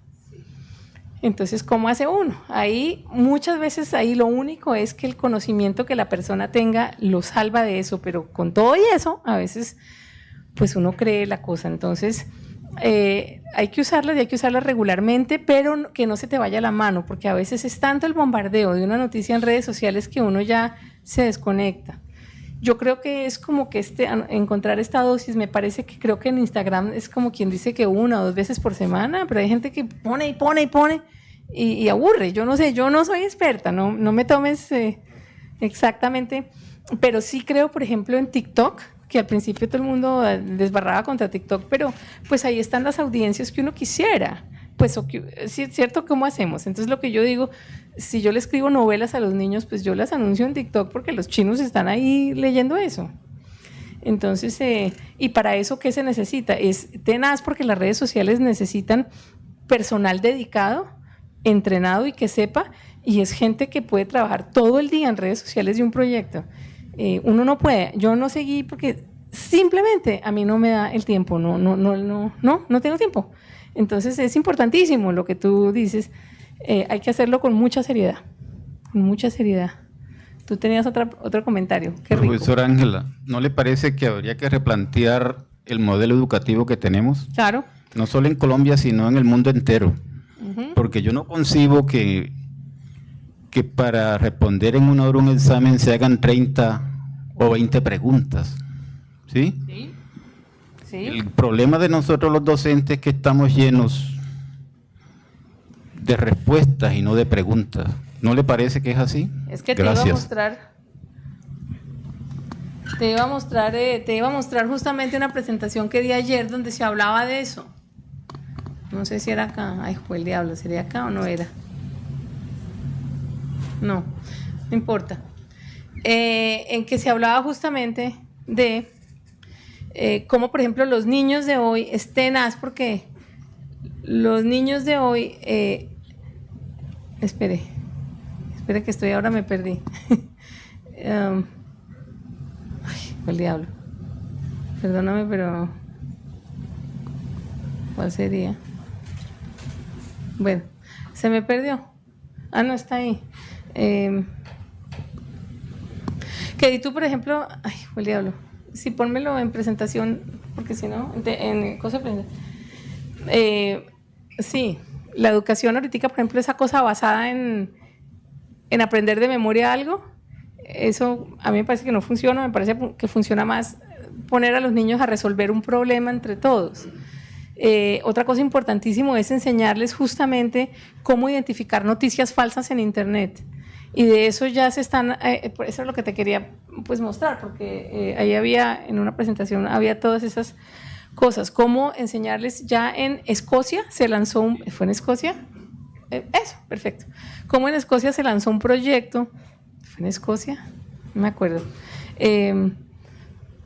Para que los niños en las escuelas, para que las escuelas adopten esta enseñanza que a los niños les explican y le hacen comparar cuándo la noticia es de fuente dudosa y cuándo no. Y eso creo que están empezando a dar pasos. Yo creo que eso es importante, porque es que ese es el problema, la desinformación tan horrible, ¿no?, que tenemos hoy. Y los jóvenes están completamente abiertos y chupan todo como esponjas, y si la celebridad de turno dice cualquier cosa anunciando que esta crema es perfecta para quitarte las manchas de la piel, entonces todo el mundo le cree, ¿no? Entonces eso es importante que no, pero la educación, pues claro que sí, hay que estar a tono con lo que viene con los jóvenes, con los más chiquitos. Yo pues no sé, la educación universitaria, ustedes deben tener muchas buenas ideas también. Sí. Ok, yo tengo una pregunta que le quiero hacer, profesora Ángela, acerca justamente del tema de cómo narrar el tema de, digamos que la ciencia, ¿no? Y es decir, una duda que me asalta muy importante es acerca si, digamos que los elementos de la literatura sí pueden hacer parte justamente de ese, de la ciencia como tal, ¿no? Al momento de escribir, que creo que me parece muy importante tenerlo en cuenta. O sea, sí es válido que nosotros utilicemos elementos de la literatura, por ejemplo, para poder narrar ese periodismo científico. Pero ¿y qué tan válido es? Y esa es la pregunta inicial, pero también quiero como compartir una experiencia que nosotros tuvimos en comunicación. Vimos una materia que se llama proyecto editorial. y justamente con un grupo de compañeros y compañeras decidimos tratar el tema de las mujeres en la ciencia. Entonces, durante toda la investigación nos encontramos con una información y era justamente, o sea, perfiles de mujeres muy interesantes, pero que también técnicamente era un poco complejo. Era decir, ¿cómo hacemos que nuestro público se acerque a estas historias? Claro. Entonces ahí fue como nuestros retos y fue muy interesante porque logramos hacer una pieza sonora que nos quedó, principalmente a nosotros nos encantó porque la historia se escuchaba y se entendía muy bien. Entonces creo que ese pues fue el reto. Pusiste el dedo en la llaga, claro. Todo esto, algunos son pues algunos que otros ejemplos de cómo usar las herramientas de la literatura y hasta de la poesía, si viene el caso, para narrar la ciencia. Entonces, pues, incluso eso lo puedes hacer, incluso si el artículo es cortico, pues, si viene el caso, puedes hacer un poquito, ¿no es cierto?, de eso. Pero mucho de lo que tú dices es la forma, es lo que se llama storytelling, que todo el mundo habla de, eso simplemente quiere decir contar el cuento, echar el cuento. Pero lo que tú dices de otros medios es buenísimo porque algunos de los ejemplos más interesantes que ha habido de ciencia complicada, por ejemplo, hay unos ejemplos buenísimos en rap. No sé si hay tiempo ahorita, pero se podría buscar, o ustedes lo pueden buscar. El acelerador de partículas en Suiza, el CERN, donde se inventó la Internet, la World Wide Web, ¿no? Y donde se está estudiando pues las partículas subatómicas más chiquitas. Es un instrumento gigantesco, un túnel enorme, complicadísimo, lleno de detectores, todos enterrados en el suelo. Bueno, es como increíble. El punto es que como 10 científicos que trabajan allí, jóvenes, decidieron hacer un video rap para explicarle a la gente cómo es el maní con eso. Como dice. Entonces fue genial porque salen todos ellos con sus batas y sus sombreros de construcción en diferentes escenarios. Haz de cuenta como un video rock o como un video de Fonseca o del que sea, ¿cierto? Le metieron, claro que eso ya lo hicieron hace 20 años, pero después hicieron otras personas en otras universidades, otros. De Harvard hizo uno buenísimo de genética, pero para mí el mejor es el de CERN. Imagínate tú, entonces es la música rap más pegajosa del mundo. Y encima de todo, la letra es, les vamos a explicar qué pasa con el agujero negro, pero es complicado. Y uno se aprende de memoria esta retaíla y la lee y entiende. Y además se va con la canción pegada. Es genial. ¿Por qué no? Es lo que yo digo. ¿Por qué no una champeta, un vallenato, una salsa, lo que sea, con algo, ¿cierto? Con algo. ¿Ah? Pues, no sé, si quieren oírlo en YouTube. Bueno, entonces, a ver, pongamos CERN Rap. Es, como les digo, es viejo, pero bueno, es buenísimo. Gracias, Danielita. Ponga YouTube Rap. Pero entonces, pues es la cuestión de darle a la audiencia por donde le gusta, por donde consume. Ya sea TikTok, ya sea... Es decir, yo he escrito poemas, yo no tengo ninguna... C de carro, RN, espacio, RAP, en videos. Vamos a ver. Esa está en YouTube. Espera un momentico. Es que yo estaba acostumbrada, perdón. Es el CERN Rap. Yo creo que es este. Debe ser este. Sí, ese, sí. Pongamos la música. ¿Tienes el audio? Uf. Sí. A ver, pero...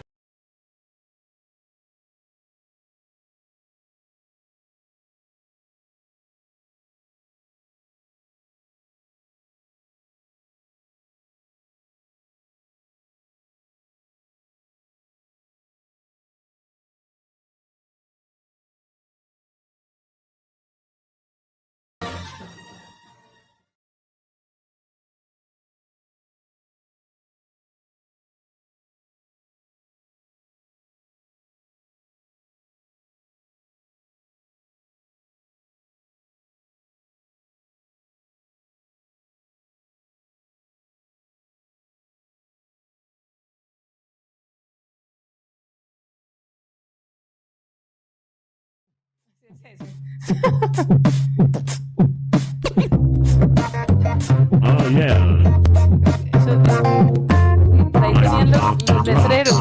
Particle Physics in the Club. The LHC is super duper fly. Normalmente tiene los letreros ahí para que uno lea. Esto tiene 20 años.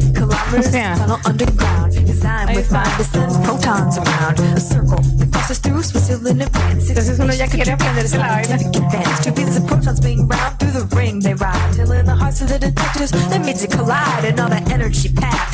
Estos son científicos de allá, no son periodistas, son unos científicos. Oh, yeah.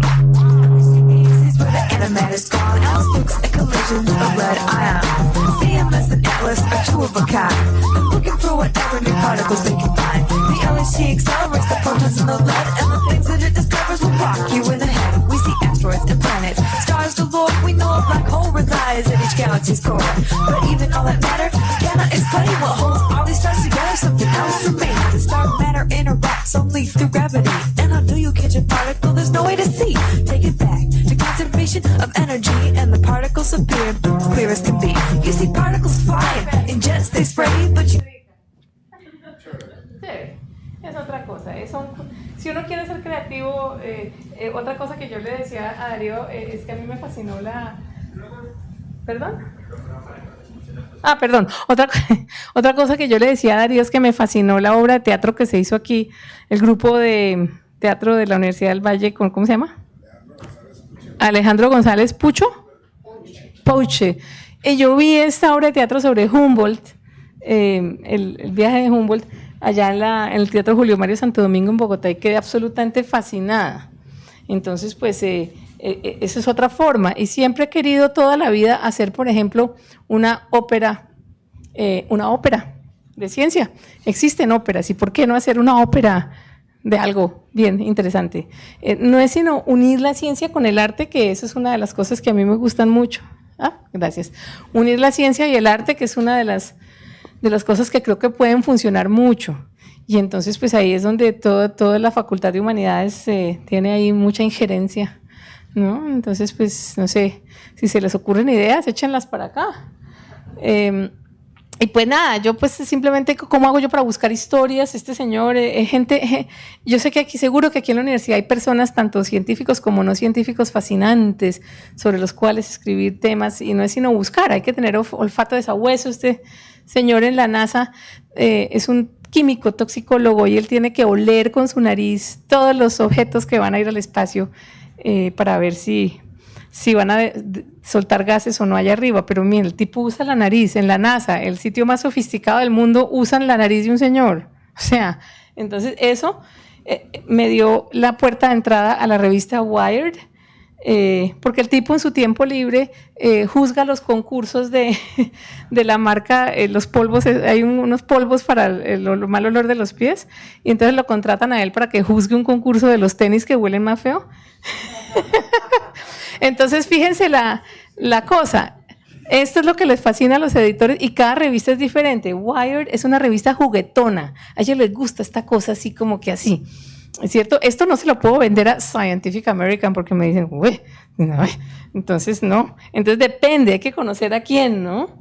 Esta es una revista muy linda de la Universidad UNAM, y se las quería mostrar porque la revista se llama ¿Cómo ves?, con signo de interrogación.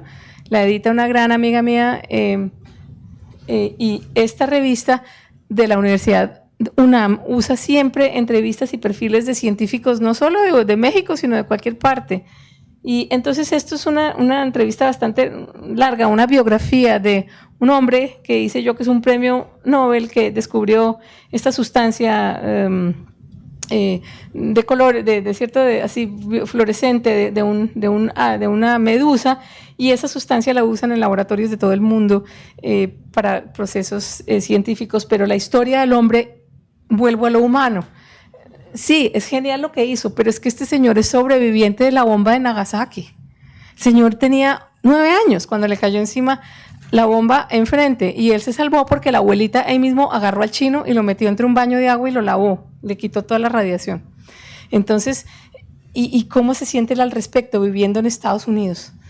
¿Cierto? ¿Cómo vivió él? ¿Cómo era su infancia en Nagasaki? o sea, Nagasaki o el otro, no me acuerdo ya, pero es muy interesante cómo la ciencia hay que contarla a través de la humanidad. Si no, no es lo mismo, si no, no le vamos a llegar a nadie.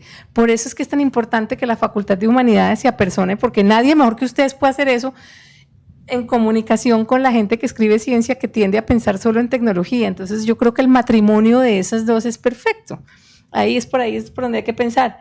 Y pues de esa misma forma, pues cuando uno, yo le decía ahorita a Clarita, que yo no reacciono ante la noticia.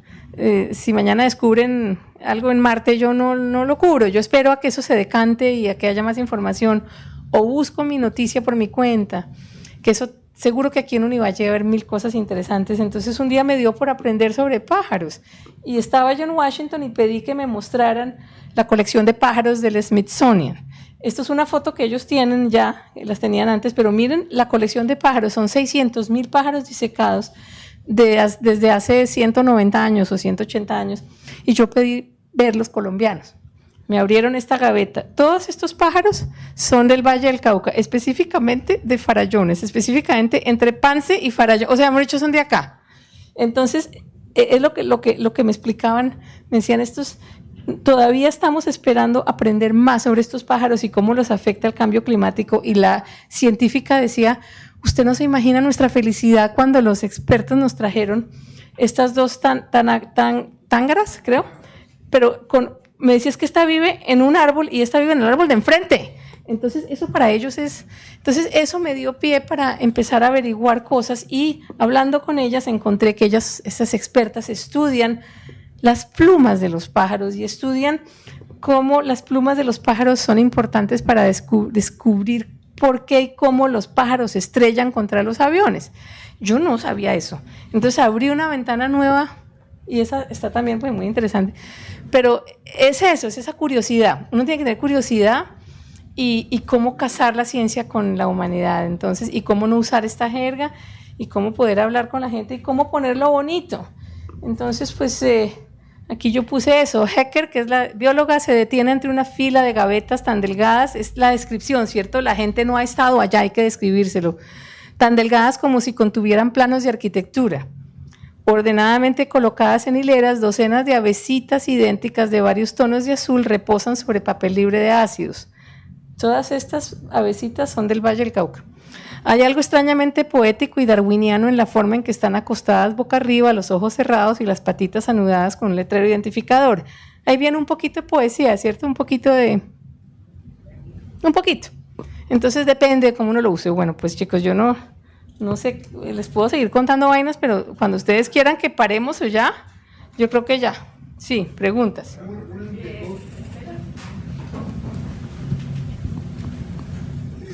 Una inquietud, en el mejor sentido de la palabra, tú eres una seductora impresionante sí. En la difusión y la divulgación de la ciencia y uno se maravilla con eso, pero le queda una preocupación. Sí. Nuestro Estado, nuestro país, ¿ha pensado en tus servicios, en tu aporte, en poner toda esa experiencia, toda esa capacidad seductora a seducir masivamente a la población de niños del país con la ciencia? Pues, me encanta que preguntes eso. Primero porque pues aquí con Darío Henao estamos pensando en usar parte de eso en un proyecto precioso sobre los ríos, si llega a funcionar, Magdalena y Cauca, pero bueno, funciona.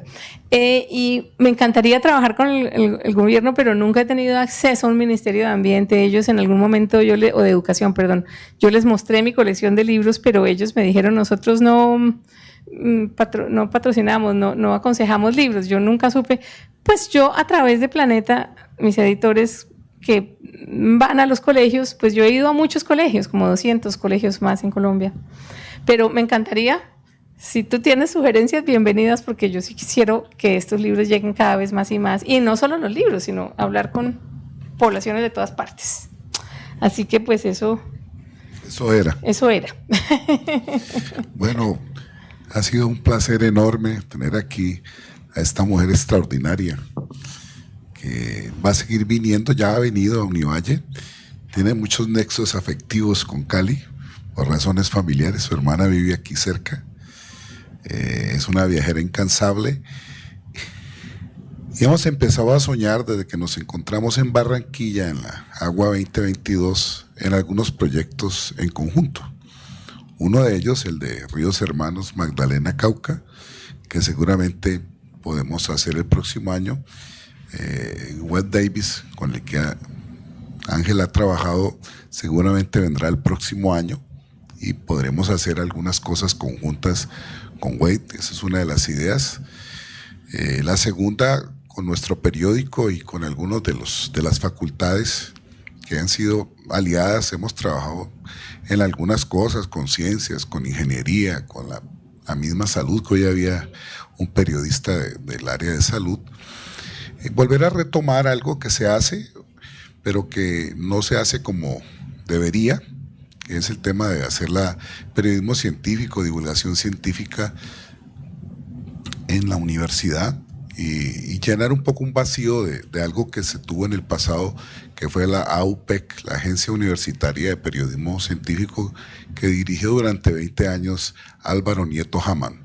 Álvaro se jubiló y eso se fue muriendo. Realmente era pionera en Colombia, esa agencia de periodismo universitario de Álvaro.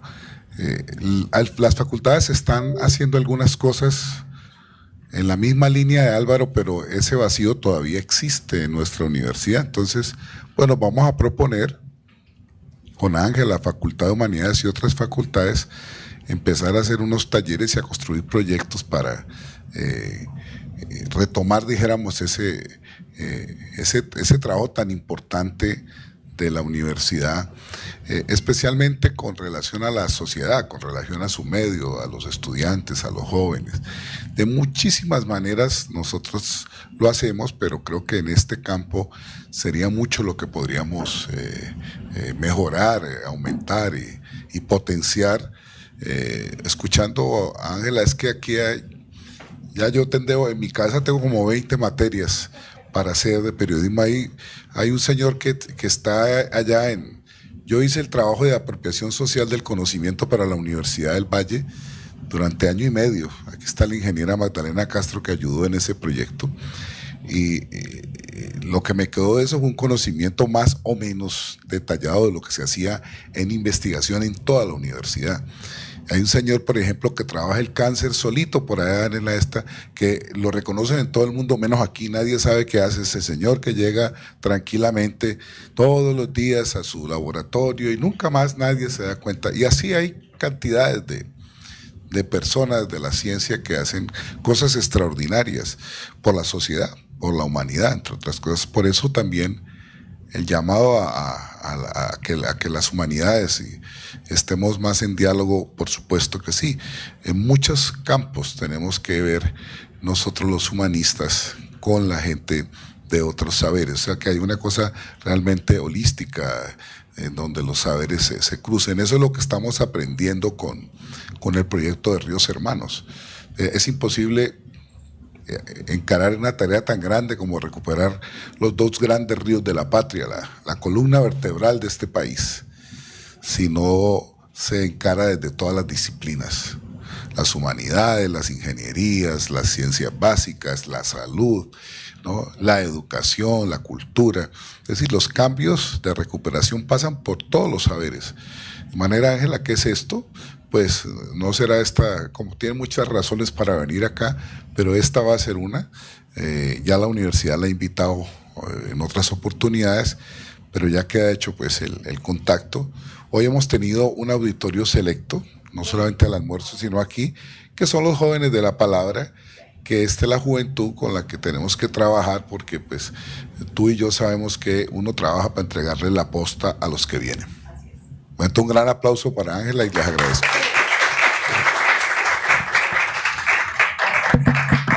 Terminado el 12º Simposio Internacional Jorge Isaac, que estuvo dedicado a jornadas afro-latinoamericanas hasta el miércoles, y jueves y viernes a la parte de comunicación y cultura, con esta conferencia con la que cerramos, que es dedicada al periodismo científico. Ese fue, entonces les agradezco mucho, y a quienes nos están escuchando, pues también fue un placer para la universidad y para el Centro Virtual ISAACS y para la facultad y el doctorado en Humanidades haber desarrollado este 12º Simposio Internacional Jorge Isaacs.